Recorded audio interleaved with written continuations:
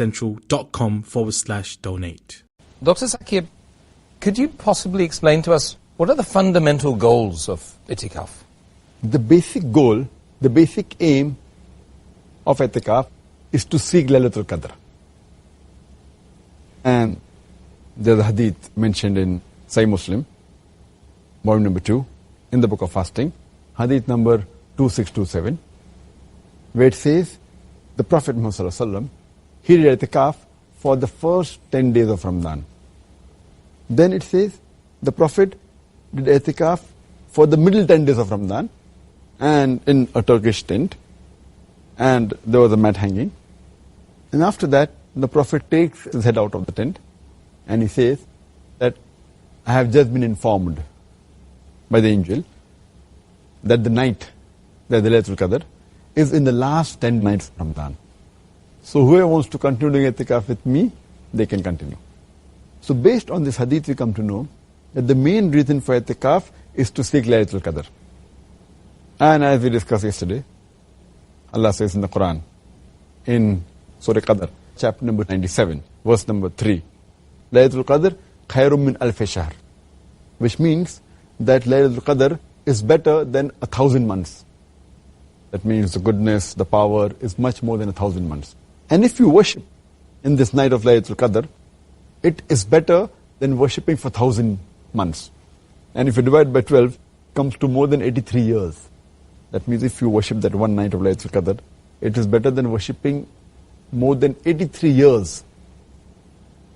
You know, it is much more than average lifespan of a human being. So the main aim is to seek Laylatul Qadr.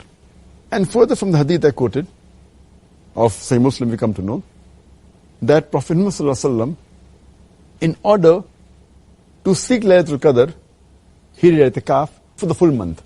The first 10 days, in the middle 10 days, in the last 10 days. And then it was told to him by the angel that Laylatul Qadr is in the last 10 days. And we also come to know that the Sahabas, they followed the Prophet right from the beginning of the month of Ramadan right till the end. That was the devotion the Sahabas had to Muhammad Sallallahu Alaihi Wasallam.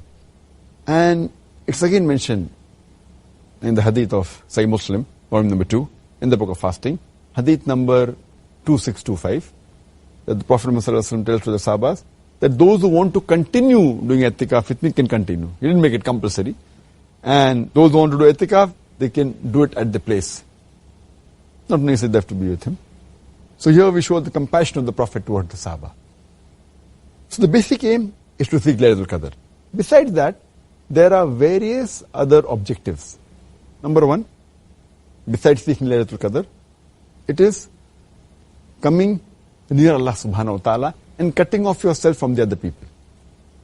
Number two, it is rejuvenating your spirituality and spiritually coming closer to Allah subhanahu wa ta'ala. Number three, when you cut off yourself from other people and from the worldly affairs, it gives you an opportunity to pray more to Allah subhanahu wa ta'ala, offer nawafil, to supplicate to Allah subhanahu wa ta'ala, to ask for forgiveness, to do zikr. And that brings your taqwa level much higher. Furthermore, it helps you in performing the fast much better. Well, normally when we fast, there are times that you may not follow the minute sunnahs, and there are chances you may deviate and your desires may be there. So it gives you a chance to follow even the sunnahs of the fasting when you're in Itekaaf. And lastly, when doing Itekaaf, you agree to give up the worldly pleasures which you're allowed otherwise. The many things which you're allowed in the normal Ramadan, but in Itekaaf,